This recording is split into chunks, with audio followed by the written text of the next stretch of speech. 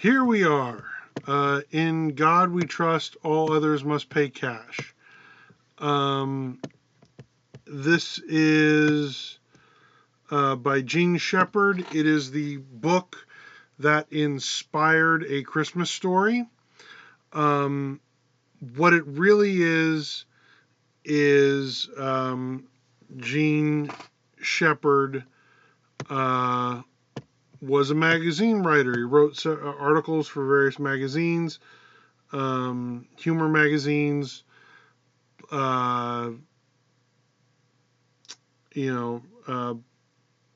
was a humorist, but he wrote several articles about his life growing up, and when it came time for the book, he republished a lot of those articles with just new introductions and a small little section of him revisiting his town to kind of tie everything together.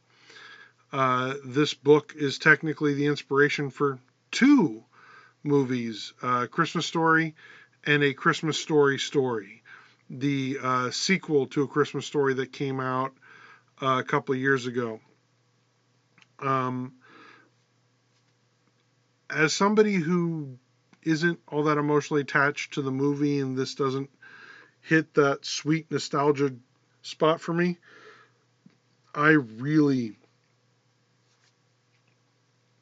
enjoyed this book. Didn't think I would, but that's the beauty of a book club, is you're forced to read things that are outside of your comfort zone. Because if I'm left to my own devices, I'm reading nothing but Dashiell Hammett and old Batman comics, right? Like that's what I read for fun. But the book club, by the way it's designed, is stretches you. It intellectually forces you to read things that you wouldn't necessarily pick up on your own, and that's a good thing.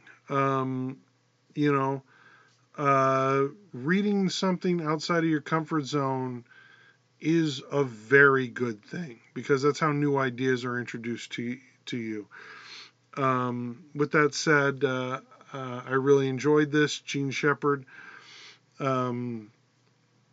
If you're new to us, we are the Bookies podcast. We are a book club podcast. We have no association with online gambling or betting whatsoever. With that said, I hope you enjoy this episode of In God We Trust, all others must pay cash. If you'd like to help support this little podcast, please go to patreon.com/DestinyComics. That's comics, COMIX. Or you can go to destinycomics.weebly.com for our direct store where you can buy books and other things directly from us. Or again, if you want to go to the Patreon, you can get bookmarks or all kinds of fun stuff. I don't want to sound like a PBS salesman, but we can't do this without you. So thank you for all your support. And again, I hope you enjoy this one. This was a fun one. And I know we're posting it. This should be our Christmas episode for this year. And we're kind of posting it out of order. But hey, it's going to be Christmas at some point, right? So Merry Christmas, Happy Hanukkah, and may you have a joyous Kwanzaa. And thank you for your time, and I hope you enjoy this episode of the Bookies.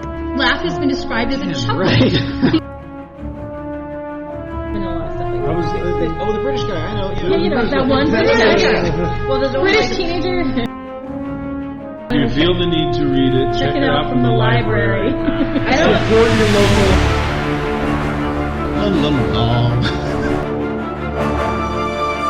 Told the parent, no, Indiana Jones. That was my favorite one. And we I enjoyed that series. Yeah, but the one I'm talking about wasn't the series. It was the movie. Yeah, well, the third movie starts off as a Yeah. almost like The Last Crusade. Yeah, Last Crusade's almost like a cold pilot for young Indiana We were Jones. just talking about the Indiana Jones movies the other day, and I was saying that The Last Crusade's my favorite. Yeah, I like that one. But mostly because I find a lot of the stuff with his dad hilarious. Actually, I saw a thing today. I don't know if it was real or not. I haven't even researched it today, but there's supposed to be an Indiana Jones in the Ring of Life. What? Oh, it's a It's a video game.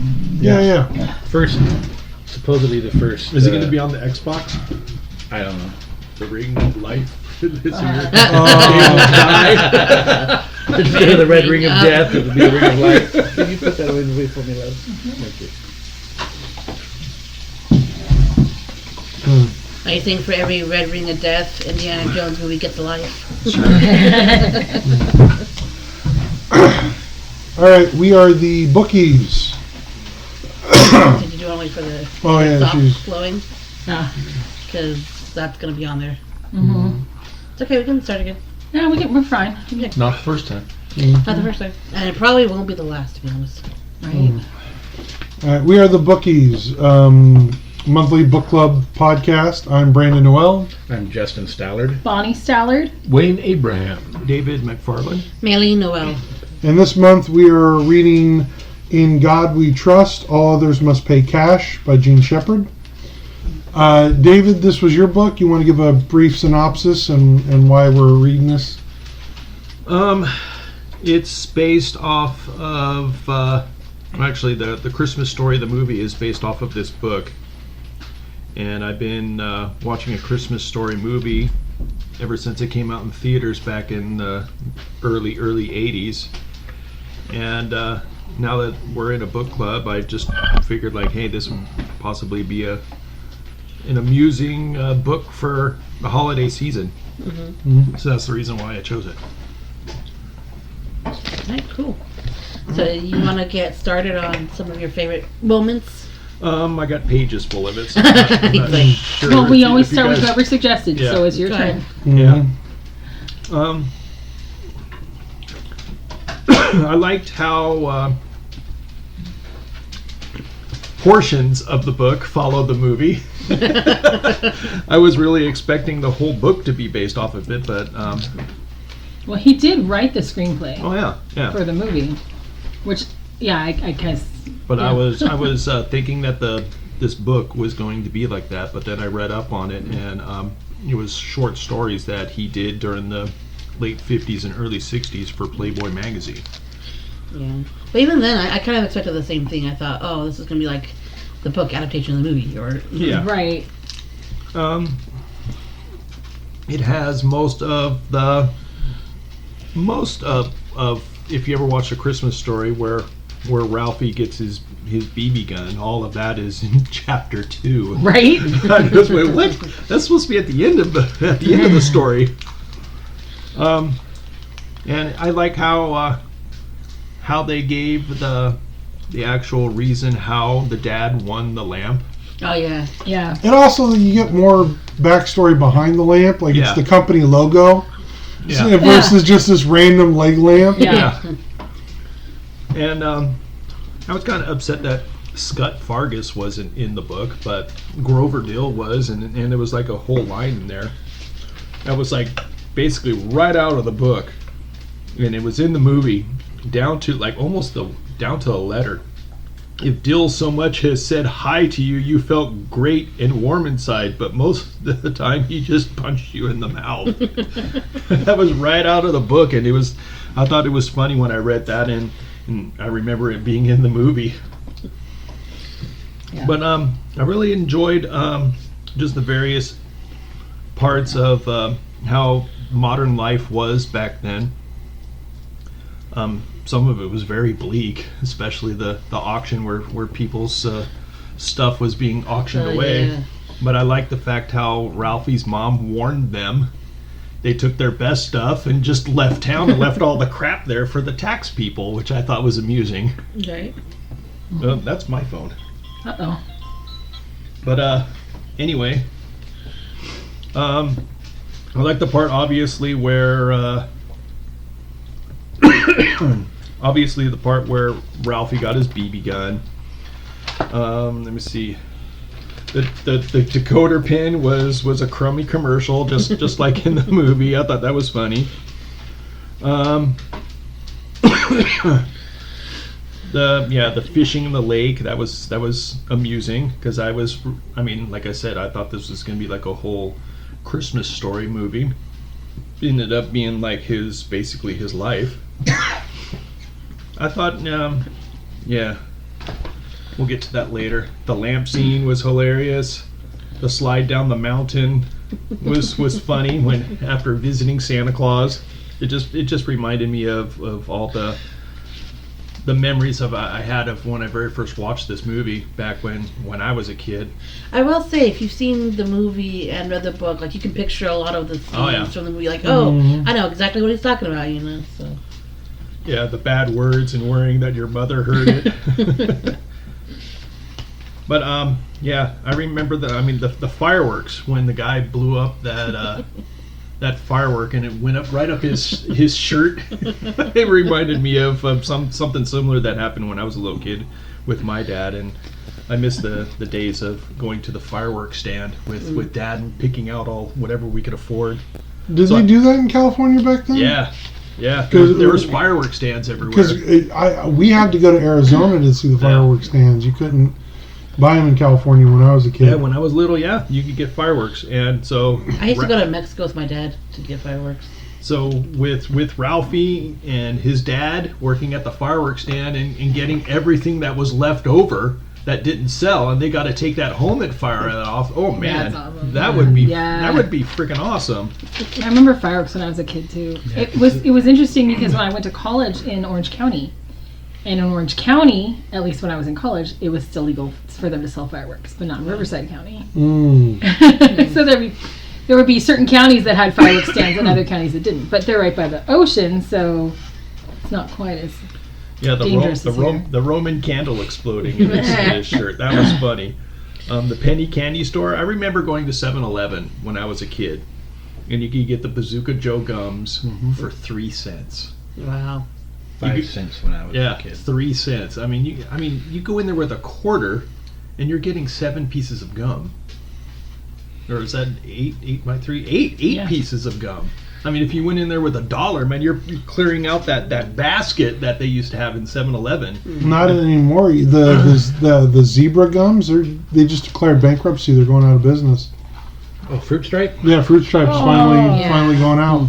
That's okay. I love them as a kid, but they weren't the best. You got all of like 2 chews worth of flavor. And then it was gone. But I remember when we used to search through it looking for the grape gums. Always looking for the grape ones. Kind of like the Jolly Ranchers, the black ones. And then now or later. Yeah, I never did anything to the family car. Like how he scraped or dented the family car. My first accident was when I worked for Gary's TV. I was using the company van and parked in the driveway of a customer picking up their TV because it was just going to be a drop off. And I backed up right into somebody's car out in the street and totaled the inside, the inside of their car. And I didn't even know what I hit. I was like, what was that? Oh, okay, I must have ran something over and drove away. I had no idea you worked for Gary's TV. Yeah, worked there for a couple of years. That was an institution in this valley. Let me see. Yeah, I backed up and hit the car in the street and left. Oh my Okay. Okay. Yes, Screeno. I mean, I liked how it must have been really different back in the during the Depression, where businesses had to come up with, I guess, like little games to attract business. You're talking about the Screeno. Yeah, There's an episode Screeno. I've never heard of that before, and I thought it was kind of odd. There's an episode of The Many Loves of Darby Gillis, all around Screeno and the theater raffles. Yeah. That would have been cool. Like, I could see Bank night games, Screeno. It's like, wow. Mm-hmm. I could see enjoying that as like a teenager or a kid. I mean, I like the part where Ralphie did the book report on that naughty book, and he didn't understand what it was, and it reminded me when I was a little kid when I used to sneak my dad's copies of Playboy magazine into my room to read the articles, of course. Of course, because you were very So you've already read this then? because you were so educated. Yeah. Maylene and I were talking about this. Playboy at its prime was an institution. They were the first. They published Fahrenheit 451. They used to give a lot of early Stephen King was published in Playboy. Like there was more than just the girly pictures. Yeah, but you know most people Right, but went for the visual articles. Of course, as soon as I got my Playboy magazine in the mail, I went straight to the centerfold. What I thought was like wowed me was after I found out that the book is in the late 1940s. I think it's like 47 or 48, but in the book it's in the Depression. So the bank night game, someone who missed out on $1,700 because they couldn't afford the 40-cent ticket that day. I just went, oh my God, $1,700 back in the late 1920s, early 1930s, over 40 cents. I just went, oh wow, that must have sucked. I just went, oh wow. Yeah. Back then, 40 cents was a tank of gasoline. Well, I know, yeah. Mm-hmm. And then the gravy boats. Oh Wow, the gravy boats. They start throwing the gravy boats in the movie theater because they were promised something else. No wonder that poor guy can't show his face in town again. But we'll get to that at the end. I guess we could leave that one too in there because there was two things in there that kind of made me sad. But yeah, that's basically the gist of it because I don't want to like take everything from everybody. So, you just went through chapter by chapter. I love this. I love that. I love this. I love that. But I didn't like go into detail. I was just doing something really quick. So yeah, go ahead, Mailing. Okay. Well, I enjoyed the book because I like the movie, and you know how sometimes when you see the movie before the book, you know the book can be potentially different. Oh, and so you're like, okay, I'm either going to really love the book and think it's even better. I was caught into that trap. Yeah, or you know, so I read it. I really liked it. You know, I was like, you know, even though it wasn't exactly like the movie was, I was first of all I was impressed that they managed to do the entire movie based off of like one chapter, basically. That's what I was shocked. And they were like, "Oh, hey, wait a minute, where's the rest of this book going?" They were going through pretty fast. And go, "Oh, are they going to finish it by the?" And yet they finished. And I was like, "Okay, well, let's see." But you know, of course, the only thing is the movie doesn't cover nearly as much about the bumpuses as the book does. My book did not cover the bumpuses. They didn't at either. all. Yeah, no. Yep. They didn't cover them at all in the book. All. They're not in the book. That's one of my negatives in there. The bumpuses weren't even in. I didn't even realize that. The one they're in the Audible did, one. They're in the there's they take up an entire chapter. Oh my gosh! Yeah, we didn't get them the at all. bumpuses were not in the book at all. I'm sensing another Swiss Family Robinson. I was kind of like, hey, where the bumpuses dogs go? In the bit I read and did, there's this.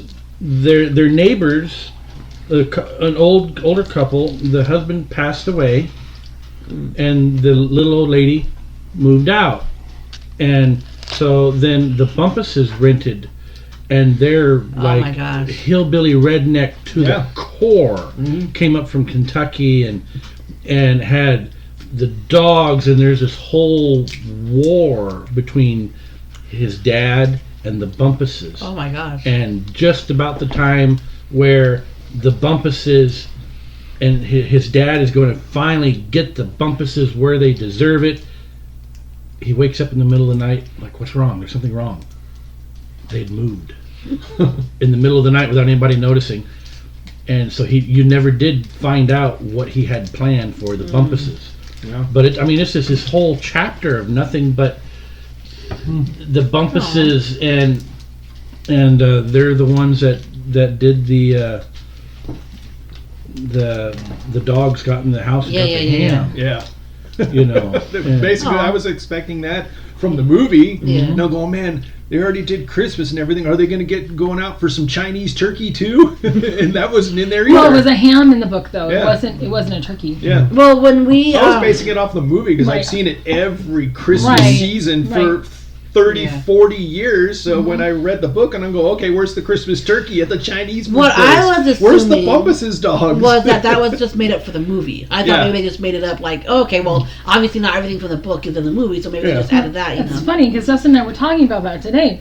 Where the chapter the whole process of the ham took several days. yeah, Because you just bought a cured ham, you had to glaze it and do all this stuff yourself. boil it because It they're went through- crusted in salt and all that, and you had to wash them and cook them. And so we'd gone through several days of preparing the ham, and then it was finally ready, and the dogs got it.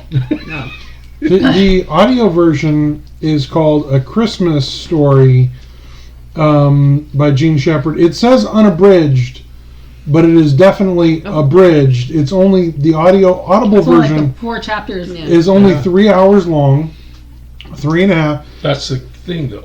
and it's read by Dick Clark. Mine's different. Mine is read by Hugh Grant. Yeah, let me see what you got. Oh, That's funny. Mine was read by David McFarlane. That looks like Christmas Carol. Is it the Oh, wait. same one? that's not it. Christmas Carol. That's right. Christmas story. Just a second. Just a second. You seriously had me thinking we had like a true. No, wait a minute. So Where's tell me my what the library?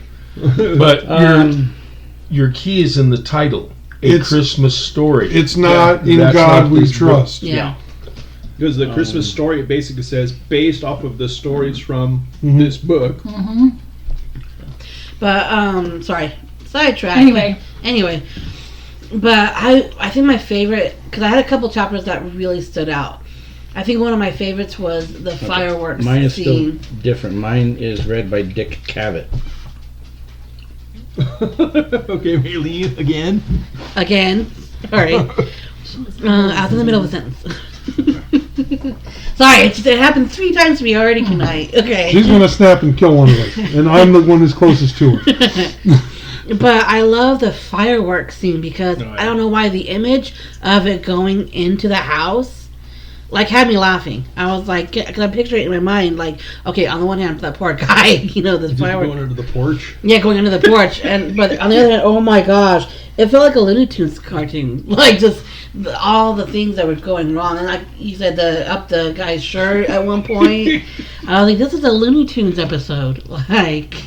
Well, because it backfired into Yeah, his yeah, shirt. yeah. And oh my gosh, I laughed during that chapter. And then I also the other chapter that I really got a good laugh at was the gravy boat chapter, because Yeah. I was like, could you imagine 4 weeks in a row getting the same piece of cutlery Yeah, and because be like, they were promised a different piece of cutlery every week to go to the movies. So all these women are thinking, "Oh wow, we're getting free dinnerware," and then they got a Right. gravy boat, and then the promise, "Oh, sorry, we're sorry you're getting a gravy boat again, but you'll be able to turn it in." And then week after week, it was the same gravy it boat. wasn't like 4 weeks in a row. They got mad and started throwing it at the stage. Oh my gosh, I get frustrated too, 'cause, I have 4 of these things. What am I going to do with 4 gravy boats? You know? 4 cups, sure, but oh my gosh. So yeah, those scenes just got me just really laughing out loud. So, and then yeah, a lot of the other stuff. I liked that even though some of the things, even though the leg lamp and the commercial were in the same chapter, I like that they were their own stories. Yeah. And that we were able to get into them, even though they were okay, this one happened in this month and this one happened over here, so. Yeah, I still like how because they didn't really show in the movie how he won the lamp. He just comes in, Yeah. I won. Yeah.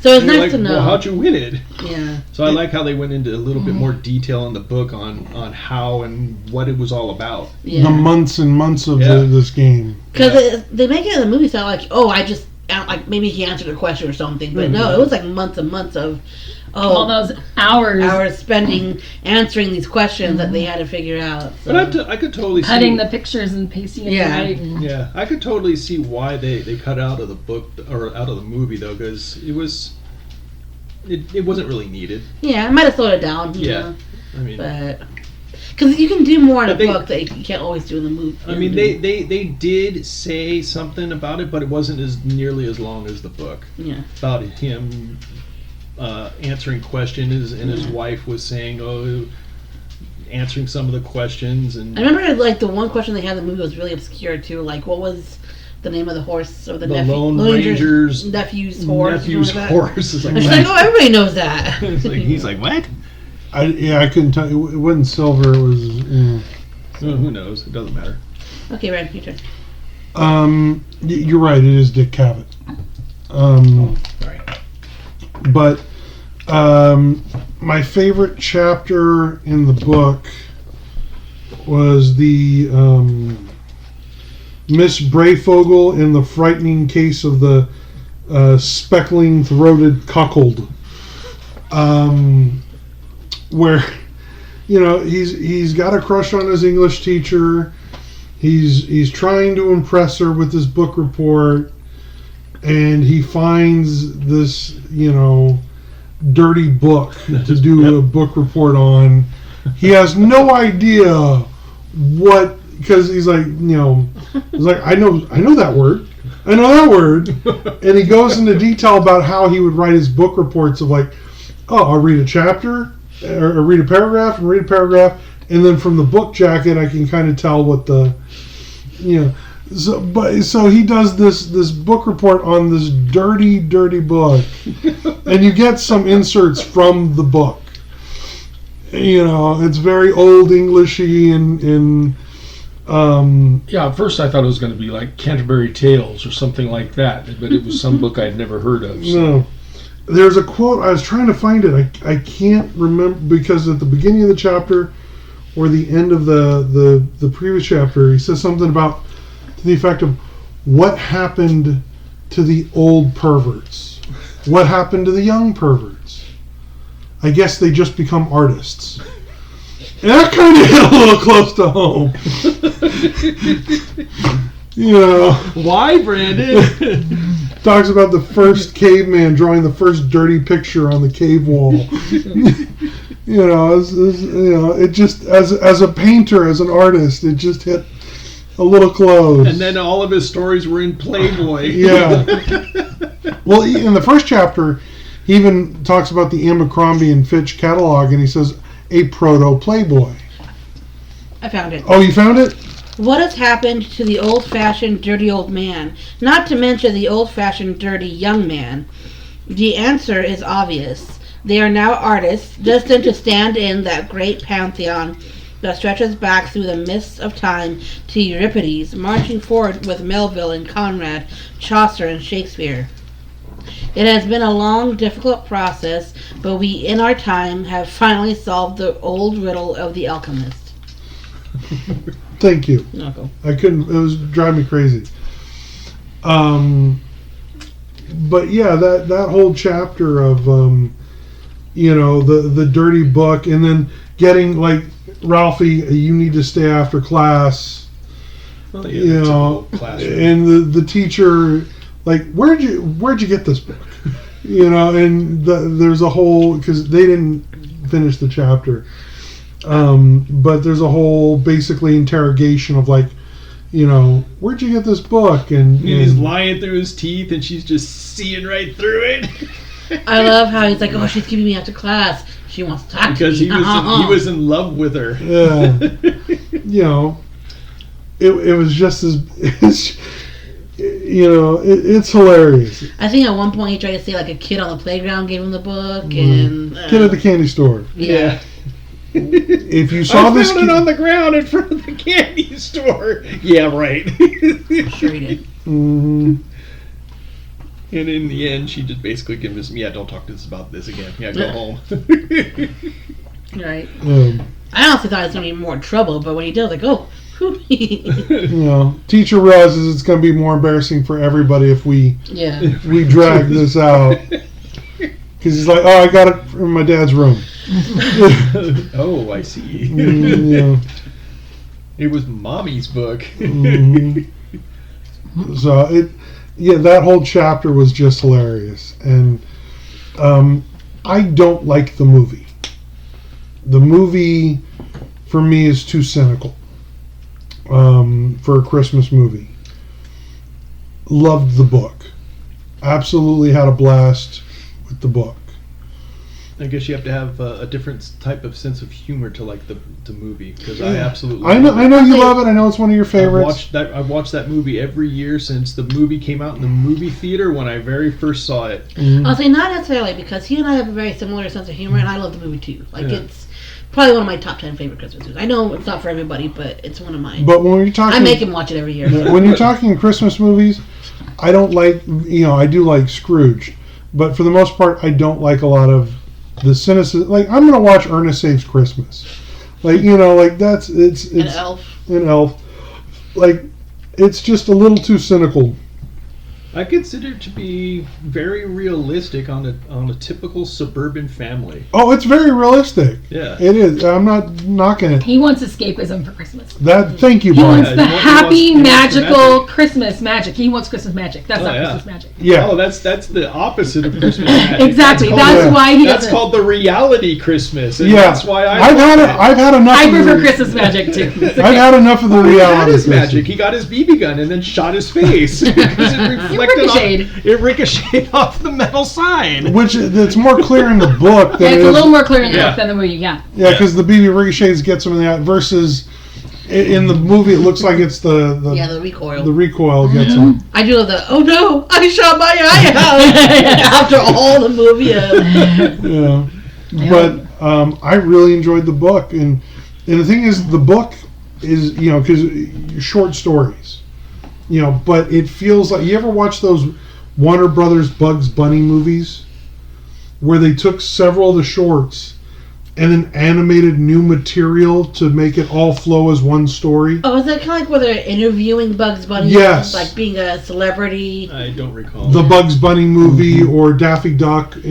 That's what this book is. Like, they took several of his Playboy shorts, his stories, and then he went in and he wrote the bar stuff. Little blur. Yeah. Little blurbs to help it blend in. to make it one book. So it, in a lot of ways, Lick in the bar, yeah. the book does remind me of like structurally, I know exactly what he did because that's what they did with the Bugs Bunny cartoons. Yeah, it kind of made it flow because without those little Vignettes. yeah, it would just seem like, okay, these are just little short stories in the book. Versus having this reminiscent moment with Flint at the bar and Right. Which I think that's one reason why I liked it, because usually I'm not a short story person, or if I do read short stories, I read one, put the book away, because I like more of a continuous narrative. So Because there's no overall plot. yeah, exactly. And so, not that there's anything wrong with short stories, but usually I'll read one, put the book away for a while.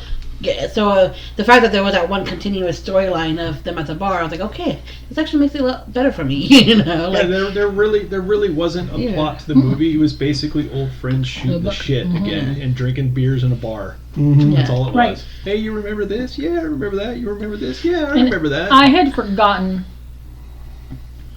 because it had been talked about before, and then I'd forgotten that these were all pulled from the Playboy magazine and stuff like that. And I was getting really irritated with the fact that this was like, there's the story frame and then a second story frame, and it's like every single one, and it's so formulaic, and it was driving me absolutely nuts. And I'm like, and then I remembered these were all done, it was serialized, it was all, these were all one-offs, and they're trying to make it flow even though it doesn't have a plot. So I didn't even know that it was happening. I just assumed it was based off of the Christmas Story movie, or the other way around. I'm like, hey, this is gonna be. But like I was movie. getting really irritated, and then I was like, okay, I can let it go, because now that I know that it was, but yeah. Because he's taking a lot of like his articles, which are good, which are fun, and he's again restructuring it, and I can see how that would bother you. Yeah. But then realizing once I came to that's right. These were all different issues. They were all different, And who knows? published at different times. I'm like, okay, I can be a little more great, give him a little more grace for that. And who knows? Maybe when he was writing these stories, he was in a bar with his friend Flick talking about the past. Who knows? You don't know. I think it's just a device to. Oh, I'm sure It really is a to device. make it flow, or else he wouldn't really have much of a book. I'm sure it happened at one point, but not. Not sure all of does. them. No, Yeah. no. But at the same time, I think that's also kind of what I like about it, because, I mean, we've all had those times where we've gone with friends like, oh my God, remember that time when we were kids that happened? And remember that time when we were in high school and that horrible thing happened that we laughed about later? Yeah. Because they made a sequel to the movie called Yeah. The Christmas Story. Yeah, Christmas Story, Christmas. Yeah. Oh, yeah. Yeah, that came out in And- 2022. They used some of the other material for the, mostly just him in Flint in the bar and some of that stuff for the sequel. Yeah. All right, Justin? I what I did finish of the book, I had a few things that I enjoyed about it. The leg lamp Yeah. was good. I enjoyed the whole bit about the bumpuses, to be honest, because I've had neighbors like that in the past, and And his book had that. So. Yeah. Sorry. I want to contribute, but I can't. But the way the thing went reminded me, after listening to you guys, reminded me of Garrison Keillor's Prairie Home Companion. He has on their radio show, he does a bit called Lake Woebegone Days, and it's serialized like this, and he talks about this family or that family, and it can be funny or it can be sad, and you don't like all of them. You don't like some of them. You love some of them. You don't like. You don't. And this book, up to the point where I got, was like that. The little bitty bits in it I didn't care for, little bitty, but other bits I did like, and I'm starting to ramble.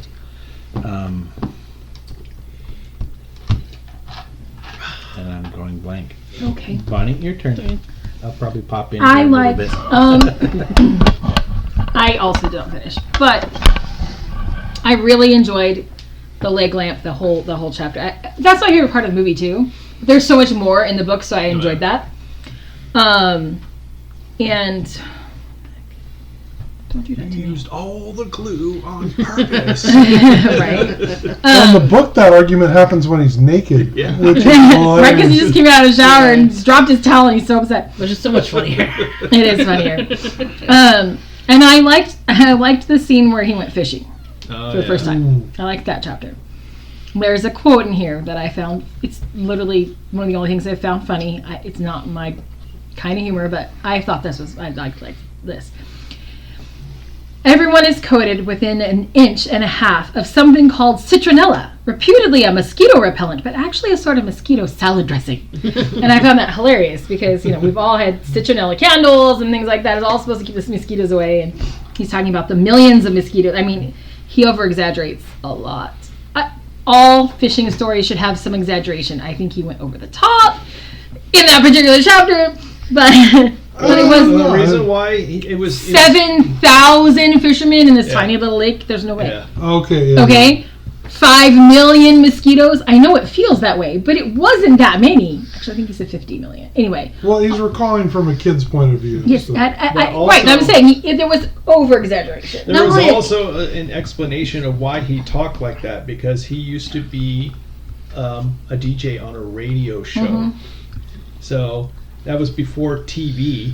Mm-hmm. So he'd have to basically probably prolong the show to get viewers, and the way he talked and the way he described everything, it was just for the yeah. it was for the radio. But I because mean, there was no TV fishing at the shows time. should have, all fishing stories have some exaggeration. Of you know. course, The especially fish was this big. Yeah, the no. fish was this big. Yeah, exactly. And of course, anyone who's going to be listening to Yeah. fishing, they're going to relate to the story. Like, yeah. Yeah. But As they're drinking I 12 beers each. I enjoyed the fishing chapter. I enjoyed the leg lamp. And how Ralphie had to skin all the Oh, I know, all the right? fish and And all the neighborhood cats are all and raccoons. I'll say I'd give him a pass on the hyperbole because I probably would have done the same thing, telling that story like. I'm not gonna 5 million, but I'm like, No. there were 10,000 It's of them. okay because it was fishing, but he exaggerates throughout Yeah, the yeah. book that I the kind whole of thing is exaggeration. Yeah. like. Are you serious? Anyway, we're not talking about negatives, so It's just the way he talks. It's I an know. exaggeration. I'm not a fan, but that's okay. But there were some things like I enjoyed that. There was, the moment where he realized that he was the blind date. Oh Yeah. yeah. Oh gosh, you're like, oh. That's my negative because I feel bad for him. I know, that's one of my negatives as well. Oh, the I didn't- blind date. I didn't- I felt for him because I've been there. Poor Ralphie. I've been there too, buddy. It's okay. My Yeah, friend well, never set me up with anybody. No, he was trying so hard to get nothing from this girl, and then he realized he's the blind date. No one ever set up, but I was the decoy, the one that they would send their friend to flirt with, so that they could flirt with the hot friend. Yeah. So that I felt for him on that one. I was like, I'm sorry, I've been there too, buddy. I was the one who kept the friends busy. Well, there was also another funny thing here.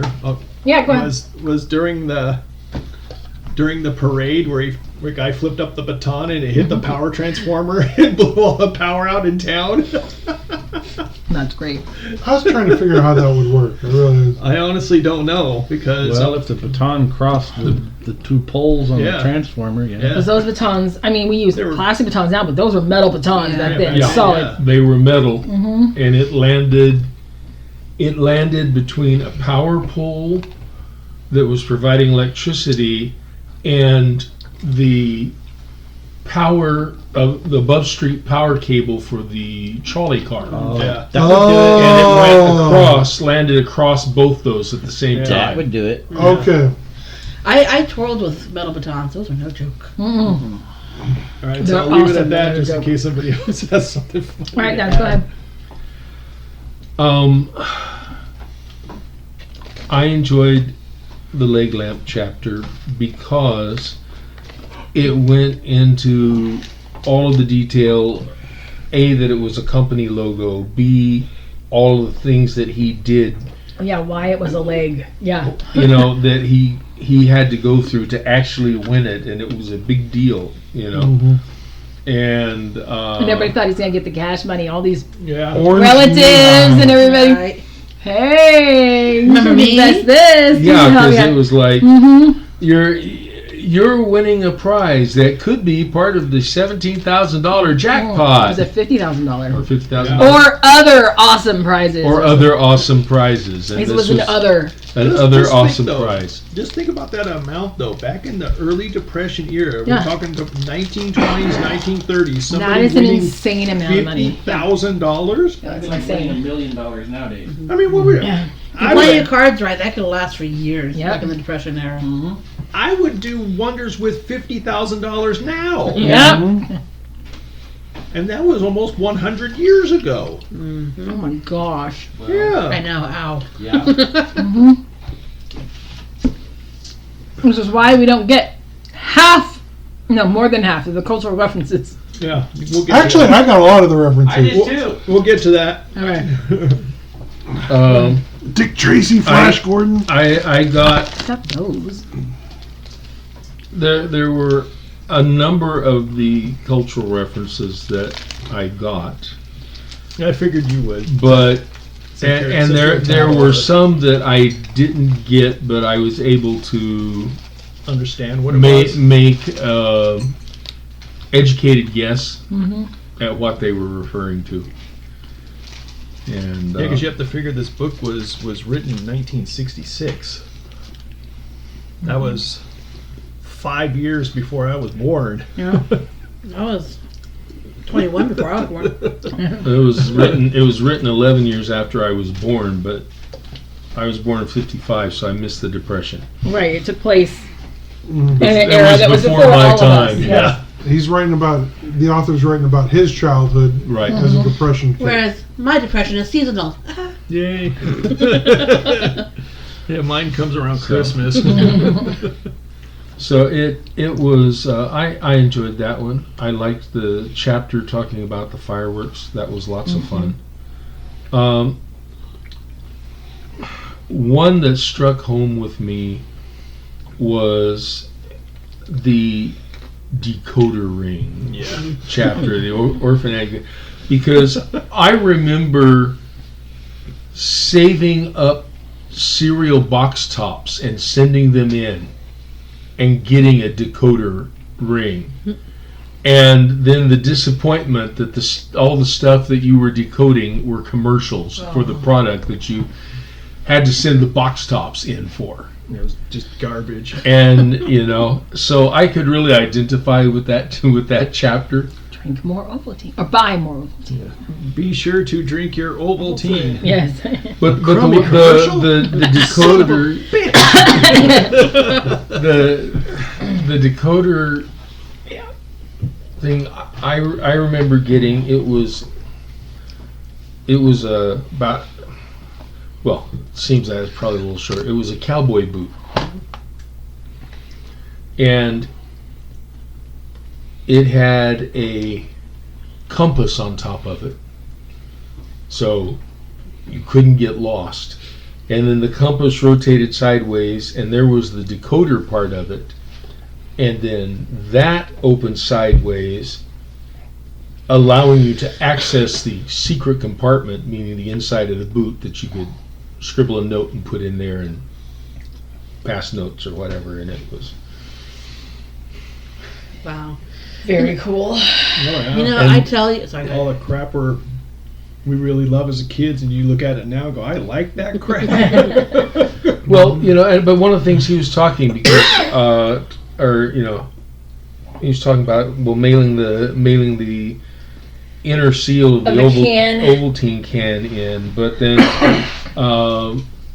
there was also more when I was a kid, you got toys in the cereal boxes. Yep. Yeah. The Captain Crunch Real decoder ring toys. came in the box. Yeah. Yeah. And they were actually Also little with Cracker plastic Jack. toys. And with Cracker Jacks, you got Yeah. real toys.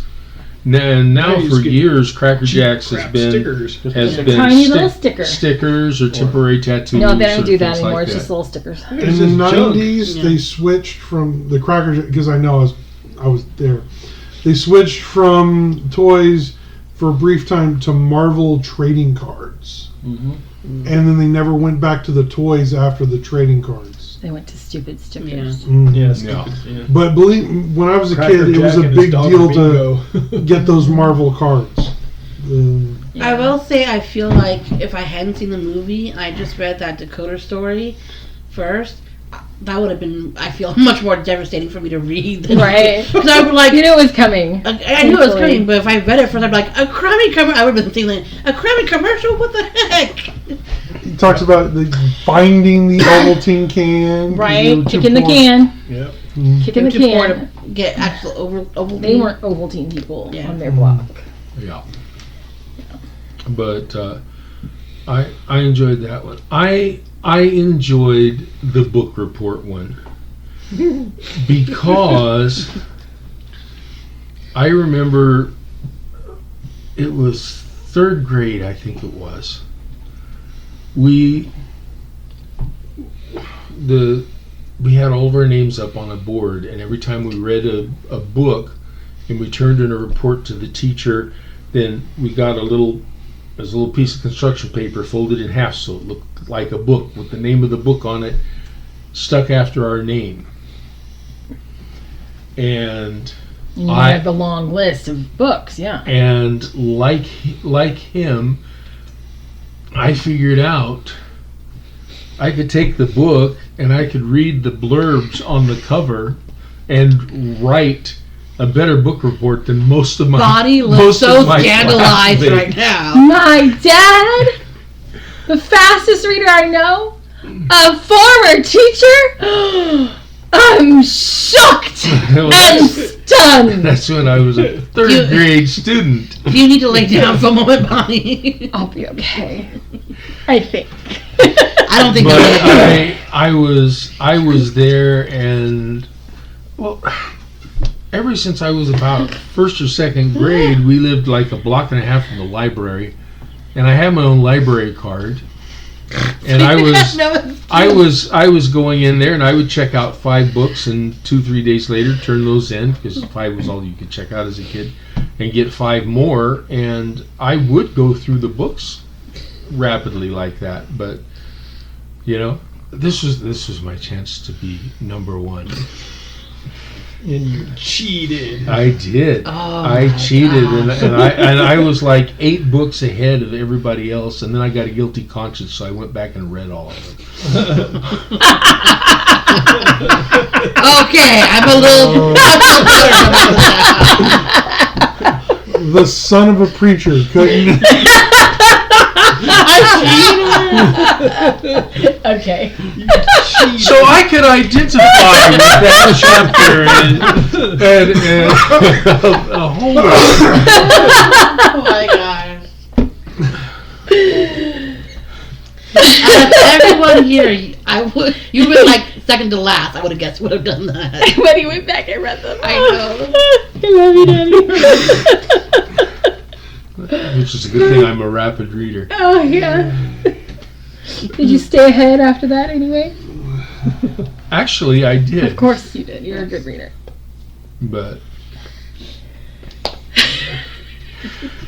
Okay, David, we're at negatives now. Yeah.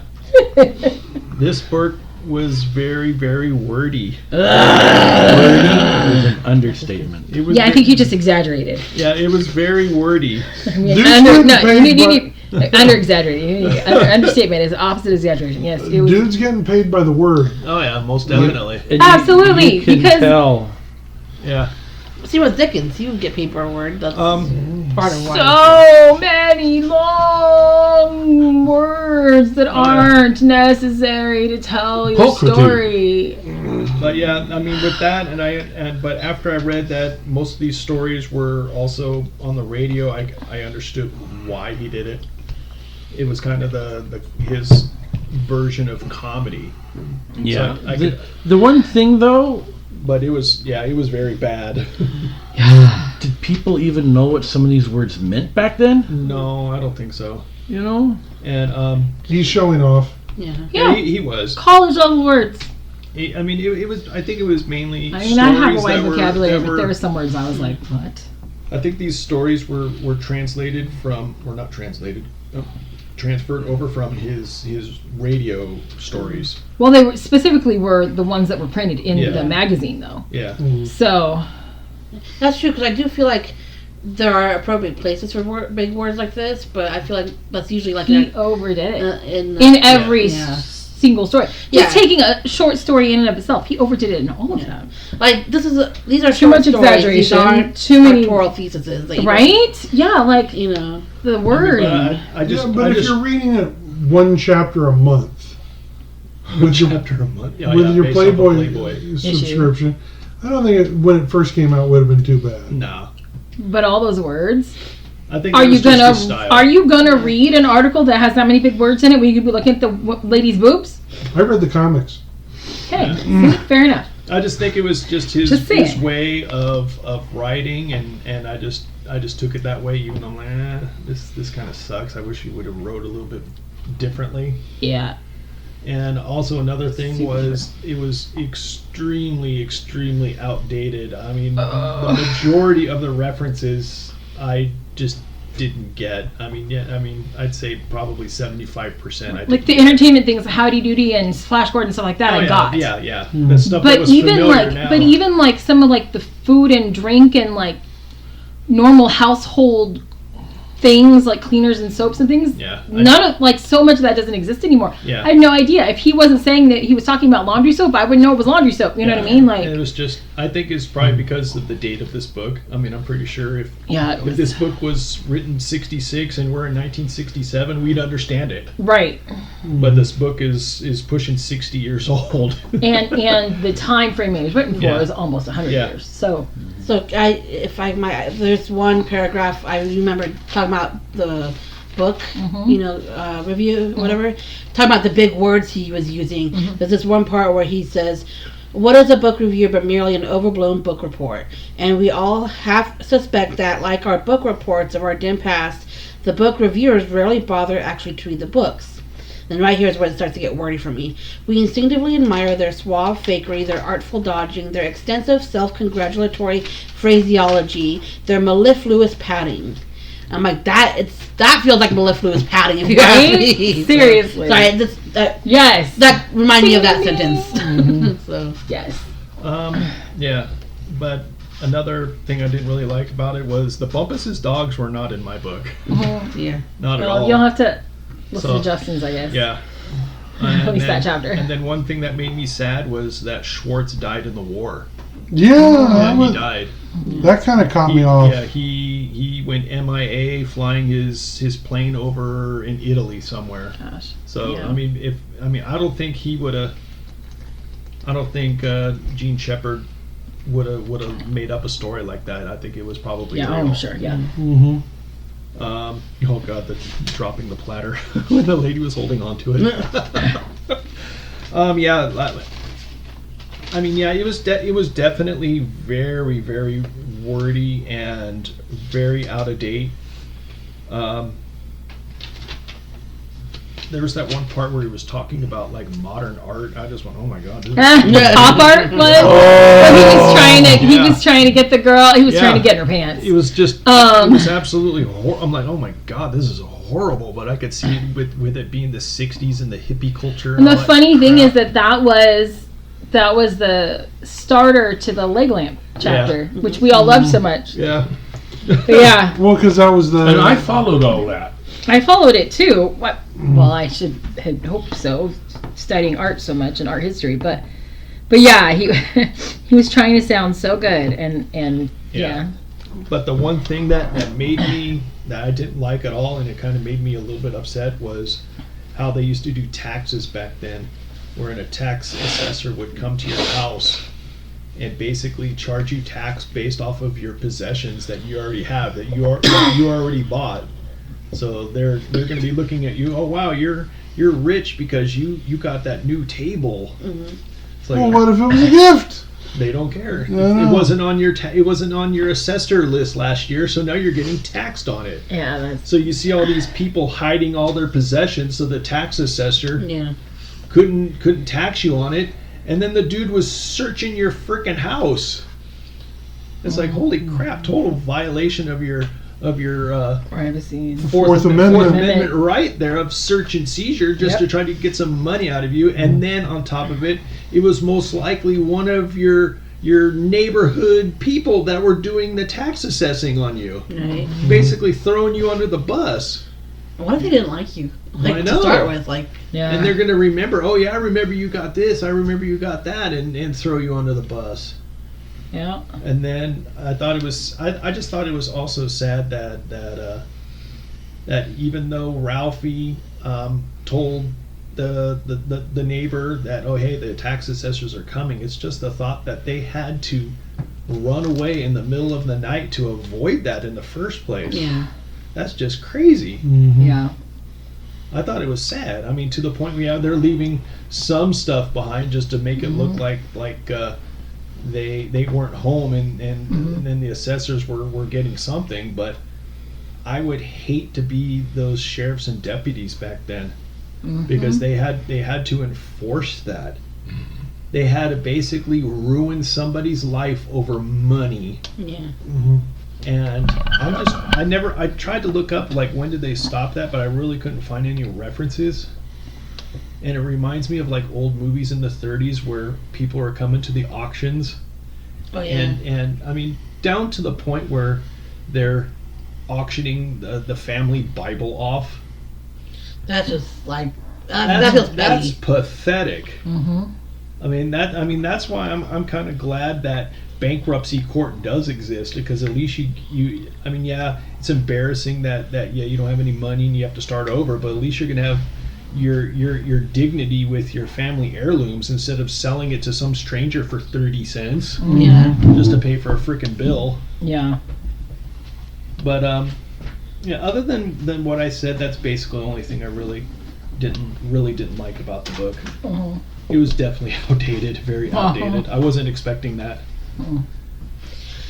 I didn't really have too many negatives. I mean, the out of date didn't really bother me so much, but that's only because like I read a lot of period pieces anyway. You know, Yeah. books from the 1800s. So the out of date. Right, but some of the period pieces stuff I get, some of the references here I didn't understand. That's I true. mean, I really want to understand the book. Yeah. Sorry, Yeah. go ahead. It's okay. Like some of it, you know, even the stuff that I didn't completely understand, I was able to, I think, infer most of it from context, even if there was still some that kind of slipped by me as far as Yeah, understanding.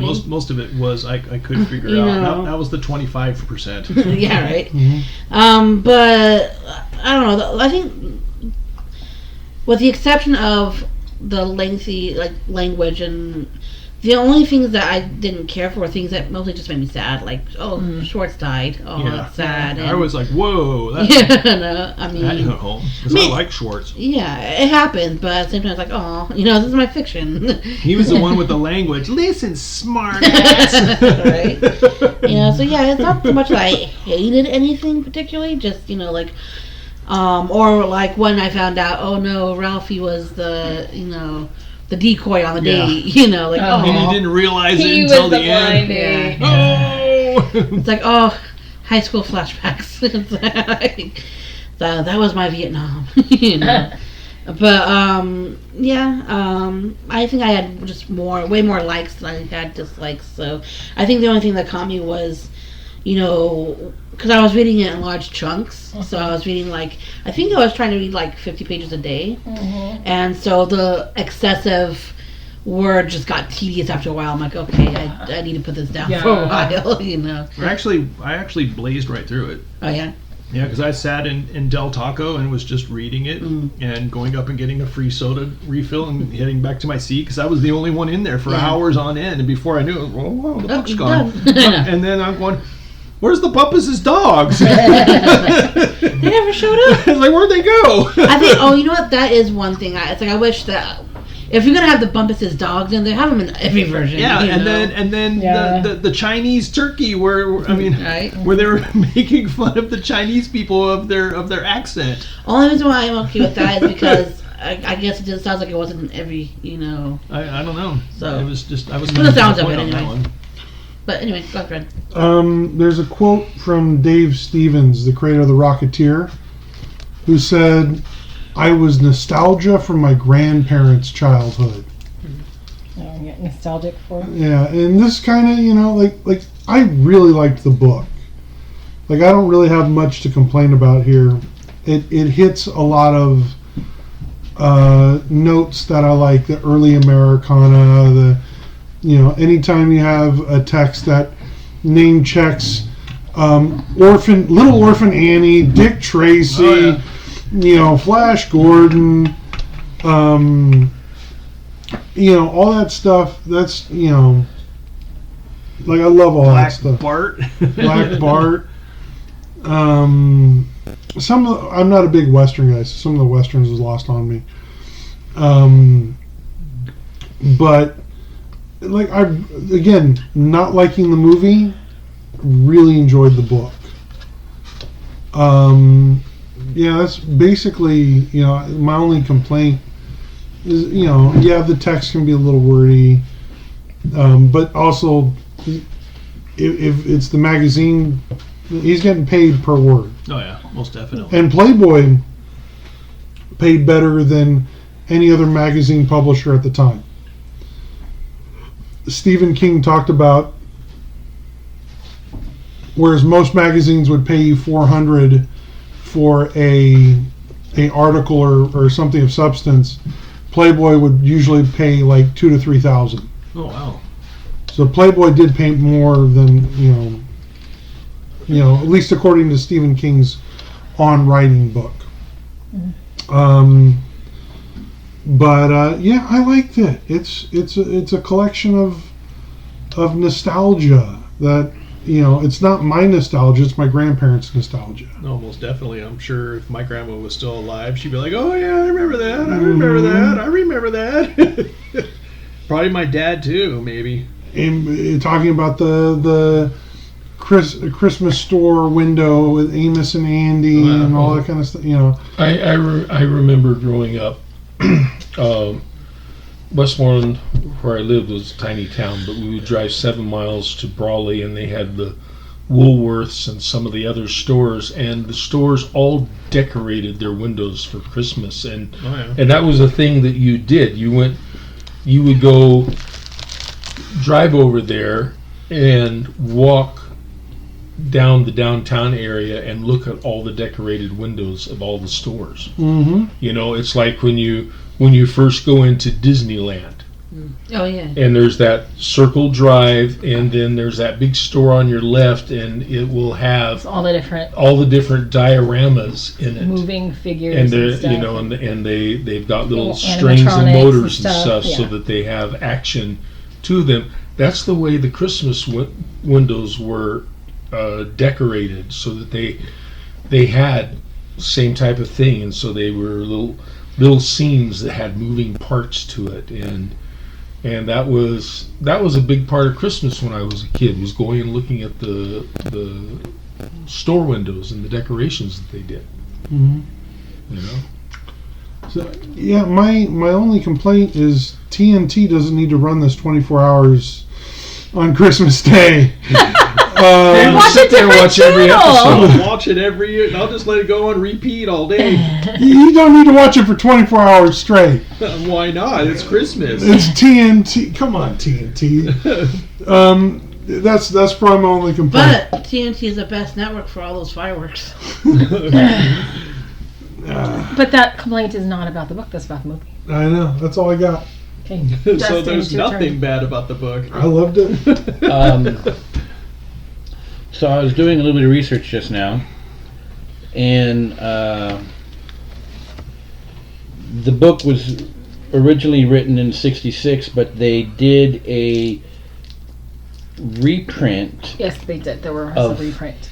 4 or 5 chapters in the 1990s. Yeah. So the Audible version's the reprint. So the Audible version that we read is The reprint. the unabridged 90s. 90s reprint, or yes. early 2000 redo.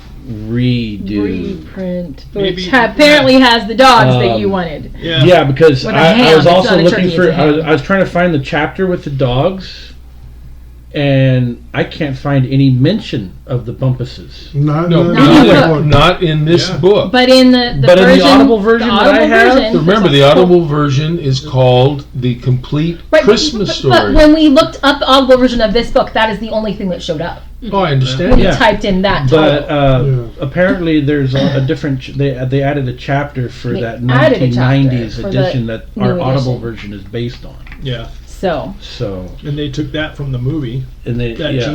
Gene well, he Shepard wrote it. He yeah. still wrote for it. Yeah. But Yeah. so it's. I enjoyed the chapter, but that kind of irks me at the moment. That It wasn't in the book. That wasn't in There's the real no, book. yeah. You because no consistency. I didn't finish the Audible version because So you missed it. when I started the Audible version, I was like, I was talking to Millie. I said, "This says it's unabridged, but this doesn't feel like it's." Yeah. And I was like, okay, well, where does it start? And he tells me, I go, oh, you missed him going home to the bar because I think it starts Because with it the- starts with him in the Barney automat. started talking about. Was it you that mentioned the bar? And I'm like, bar? What bar? Yeah. Yeah. Went home to the. And I'm like, what are you talking about? And I'm like, but it's right here. This is where it starts. And her chapter 3 or 4 was different than the chapter I was doing. I'm like, I was like, okay, I got something completely different. Mhm. Yep. It's not quite as bad as Swiss Family Robinson. No. Or my version of the of the Martian, where all my words were no bad words in it. Oh, That's right. You got the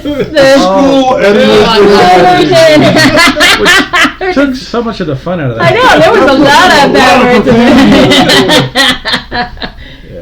And of course, it was David's copy that didn't have profanity. And all of us, he's All the right. one who censored. But like everybody else, you know, you guys are mentioning, you know, the big words and the wordy words, and I understand that he was writing at the time to be, you know, they're getting paid by the word, and Right, and I get that. and But it just, dang. but it's like, oh my goodness, some of those things is like you could have said that in half the words. I feel Right. like, But not everyone's a Hemingway. I Sorry, know. didn't mean to I cut you off. And be understand getting that. half his paycheck. Well, he could have added more to the story. I feel like a lot of this comes off better in the movie. Because I feel like when you're hearing it, it's not as bad. I have to admit, the audible version I was listening to, having it being read to you, is not nearly as bad. Yeah, I feel like it's not as annoying if someone else, like, you're hearing it, like, especially with someone's voice, like, you hear in the movie. That was Gene Shepard, right? Mhm. Someone like with that kind of voice, it doesn't feel as, I don't want to say painful, but, like, it doesn't tax your brain as much Right. as when you're having to read it, like, in the book, you know? Yeah. Oh, did you have more? Okay. So, the thing that I found annoying was the double frame. Because you've got the framework of which is why they try to connect everything of him talking and reminiscing with his buddy. But then he'd also always start with a story from the big city Yeah. that led into and I get the reprinting, but they could have got rid of the big city stories and just been reminiscing, or just like it just Gone in and cut out the big city part and then. right. They weren't necessary. That was what he used for the Playboy things, but to weave it together, you didn't need the second frame. You didn't need that added, like just to make it. It didn't. It got repetitive. There's a start and stop. Yes, and I just got really irritated with that, and I got very, very irritated, and then decided I'd give him a little bit of grace because it was trying to piece together all these articles. At the same time, every single story was so formulaic. Like you could figure out after you've read one chapter, after you've read 3 chapters, every chapter is going to feel the same. It's a different story. There's a different twist on the humor. One, his humor is not really my humor.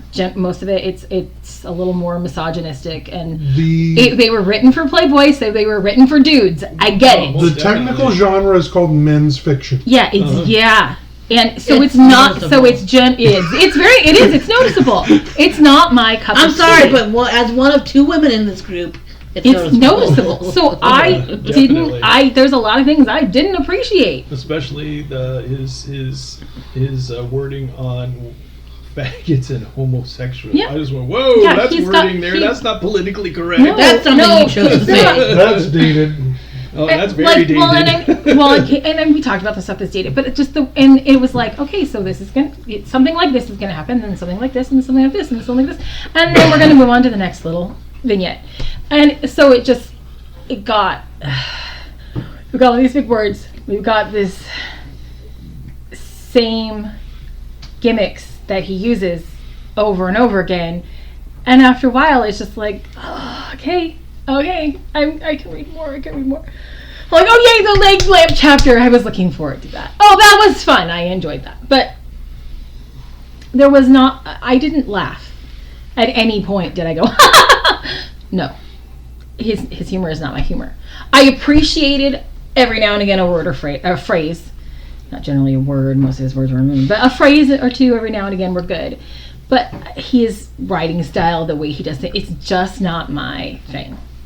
So, yeah, it's not my thing. Yeah. I'd have to admit that I had problems with it as well. Okay. 'Cause I was not expecting that at all. Yeah, and I also prefer a plot for a whole thing, like overall plot. So but I mean, 2 guys reminiscing. In a I bar. know, just Well, that's shit. the movie. When he rewrites it, you can tell he knew enough for the movie to move things around and give it a restructure whole. around. Right, yeah, like, make the you know, gun run through the yes, whole thing. like I said to David, I'm like, what the heck? He already got the gun. Christmas already happened. What the heck's the point of the rest of this book? I know, that's why I'm going, hey, man, the movie's over in chapter 2. Yeah. But that could show progress on his part. Like, okay, Yes, at least he fixed it, because otherwise the movie would have really sucked. he didn't Yeah, try that to would've been bad. redo Yeah. the book as it was written, which sometimes I feel like you can't do the book as it is written. Like, for example, what was the book? Ready Player One. Oh. I could see why. When they made changes that they made. Yeah. As Actually, I much totally enjoy the movie. As much as I prefer the book over the movie, I understand why they made some of the changes that they made, because Right. who wants to sit there and watch someone on a video game visually as a movie? Apparently, everybody on Twitch. No, Right. Regardless. Well, yeah, but yes, you know, they were things we appreciated about Don't get the me book more wrong. than the movie. I You know, love get the it. book way more than I love Ready Player One the movie, but that's just because. I also like the movie, and I saw the movie first, and so I can give a little forgiveness there. But yeah, the book. I mean, the book was better. Yeah, the book was definitely. Yeah, it was good. But okay, I think I'm done complaining about this one. How about you? I haven't started. No, I mean, it's your turn. What would you like to complain about? Sorry, Ronnie, he's not done yet. This book was a real slog for me. Oh, yeah. The most I could sit down and read was 2, maybe 3 chapters At a time. Yeah. at a time, and then my brain would not absorb anymore. I had to set the book down and do something different for 10-15 minutes Before you can get back before I could get back to it. And usually, at least one of those chapters is like 1 or 2 pages when they're at the bar. Yeah. You know, and so It was something about his writing style. I just had a hard time with. I had a hard time with. I really did. Yep. And you know, it was. And usually know? the book's better than the movie. I really wanted to like the book, David. Like I said, I didn't expect it to be like this. I know. I would rather go back and reread Maze Runner.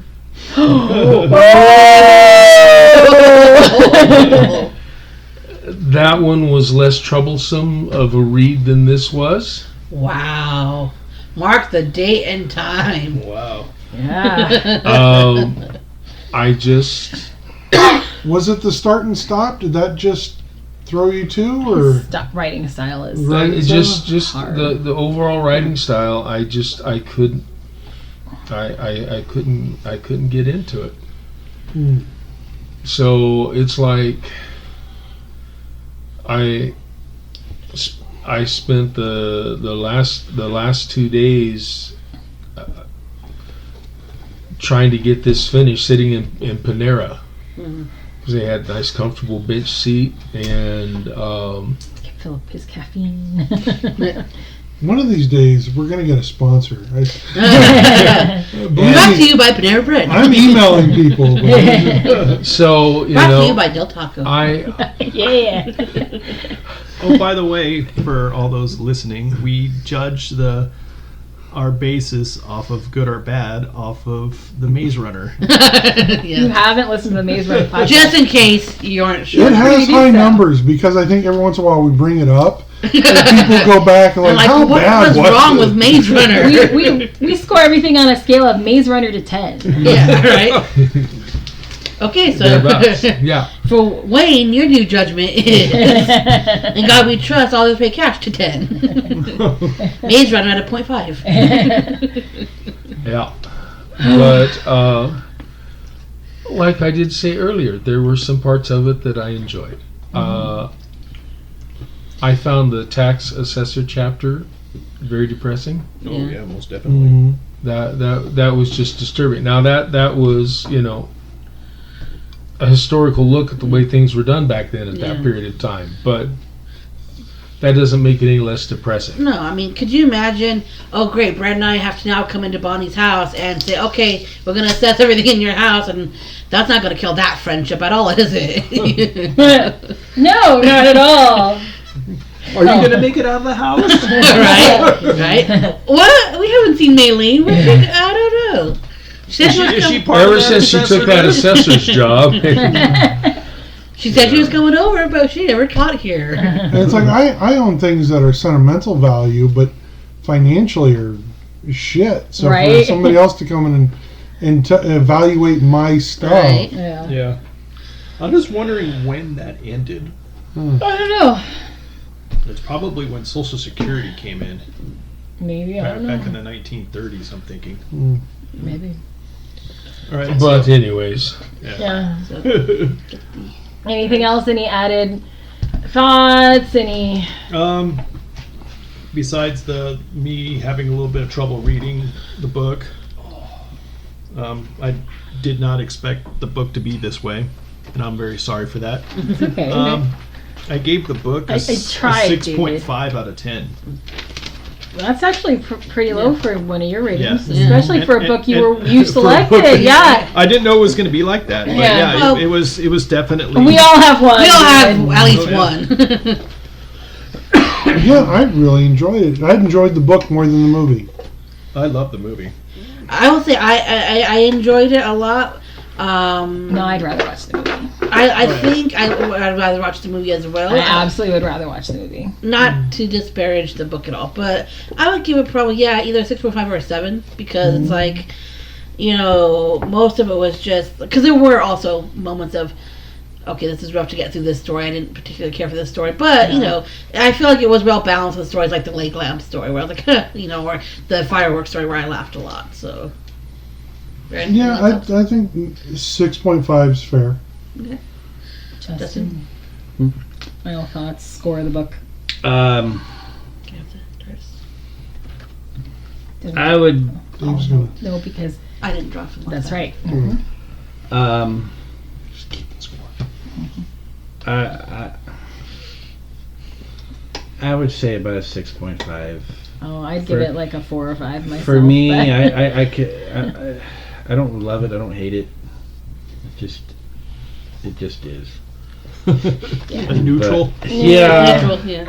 I 'Cause didn't the care for worst it. There thing- were some things I liked, but overall I didn't care for it. All right. So you don't like the movie and you don't like the book. I'd much rather watch the movie. There are parts that I like. It's just not my favorite. Yeah. But I remember you saying you didn't like the book, and now you remember the movie, and now you don't like the book and the movie. The first time when I was a kid, the first time I watched the movie, I thought it was terrible. It's grown on me a little bit. There are things that I find funny about the movie, but it's still like if I had a choice between it and another Christmas movie, I generally usually pick the other one. The movie's too cynical for me. It's not my movie. It's not my Christmas magic. It's not my happy Christmas. To this day, Brad and I do quote it more often than you think, because I think one of the ones we say more often is when someone curses, we always say, but I didn't say fudge. I said the F, Yeah. the dash word. Yeah. All right. You already said you'd rather read Maze Runner again. I would probably rate it at a 4. Oh, Maybe so- a 4.5. I know. at the Yeah. most. Yeah. Yeah. All right. Okay, let's do it. That's in God we trust. All others pay cash. Any final thoughts before you draw? I like the part that was his quote inside his bar. Yeah. It was a sign in his bar that said that. Yep. Yeah. I've been in bars that had that sign. Mhm. Yeah. I think I've seen it somewhere too, but I don't remember where. The Magnolia Room up in Coulterville, California. Ready? All right, next All right, book. Maylene, what's the next book? Let's see what it is. Ooh, Meddling Kids by Edgar Cantero, suggested by Wayne Abraham. Yep. Is that Scooby-Doo book? Yep. Yes.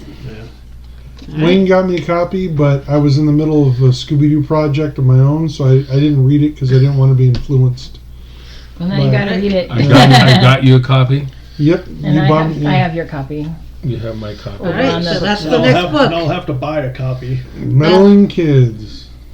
By who's the author again? Edgar Cantero. Okay. All All right. right. So that was In God We Trust, All Others Must Pay Cash. Merry Christmas. Bye. Well, there you had it. In God We Trust, All Others Must Pay Cash by Gene Shepard. Next up is Meddling Kids by Edgar Quintero. We're going to get into the episode, but I have mixed feelings about this book because a year prior I had done a Kickstarter called Those Meddling Kids. And as somebody who's written and done his own Scooby-Doo parody, I'm a little harsh on Edgar Quintero's take on an adult contemporary Scooby-Doo.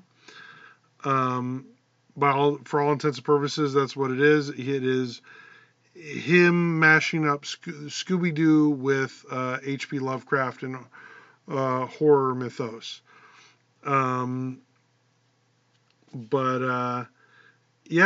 Edgar Quintero had the idea. He wrote it as a novel. I had a different idea for a different Scooby-Doo parody that I produced as a graphic novel miniseries. So, with that said, Meddling Kids is awfully close to Those Meddling Kids. But I'm not bitter. I'm not angry.